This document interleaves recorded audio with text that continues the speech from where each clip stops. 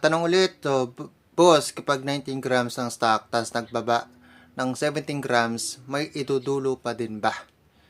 Pa ba din? So, medyo balibaliktad lang.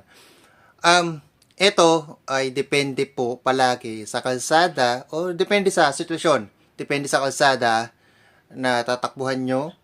Siyempre, kapag maiksi lang yung kalsada, tapos naggaan ka ng bola, hindi mo makukuha yung top speed na gusto mo. Kasi maiksi lang yung kalsada. Kasi kapag nagbaba ka naggaan ka ng bola, medyo matagal mo makukuha yung top speed mo eh. So kung gusto mo makuha yun, maghanap ka ng kalsada mas mahaba pa sa sinusubukan mo nung naka-stuck ka.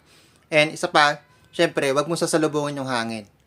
Number 1 yun, wag mo sasalubungin yung hangin kasi pinipigilan ka ng hangin na mas bumilis pa. Kung kaya mo, sabayan mo yung hangin para mas makuha mo